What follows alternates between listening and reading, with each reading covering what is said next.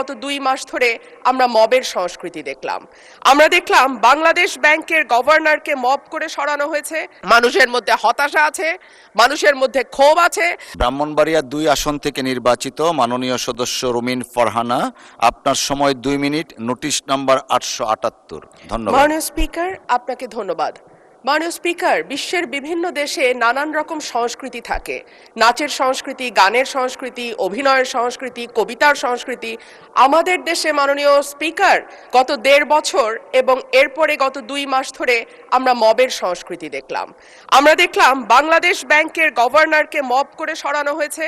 আমরা দেখলাম বাসসের প্রধানকে মব করা হয়েছে। বরিশাল আদালতের প্রাঙ্গণে মব হয়েছে। সুপ্রিম কোর্ট লয়ার্স রুমে মব হয়েছে। ডেইলি স্টার, প্রথম আলো ভাঙা হয়েছে।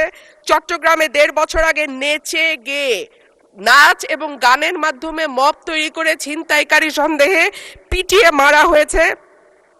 কুষ্টিয়ায় একজন কথিত পীরকে পিটিয়ে মারা হয়েছে কিছুদিন আগে। মাননীয় স্পিকার, আমাদের সম্মানিত মাননীয় স্বরাষ্ট্রমন্ত্রী আজকে উপস্থিত আছেন। উনি তেলের ভোগান্তিতে ক্লান্ত?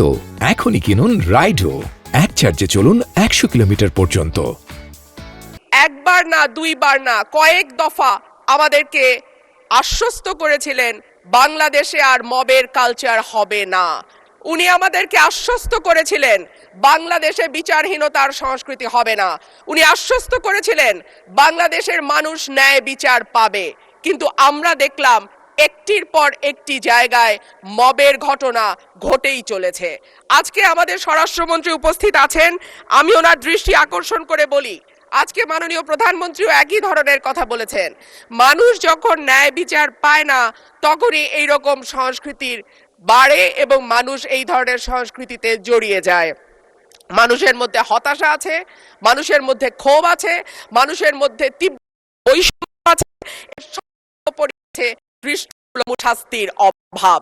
গত 1.5 বছর চট্টগ্রামে করে যেই লোকটিকে পিটিয়ে মারা হয়েছিল তার বিচার এখন পর্যন্ত হয়নি। মাননীয় স্পিকার,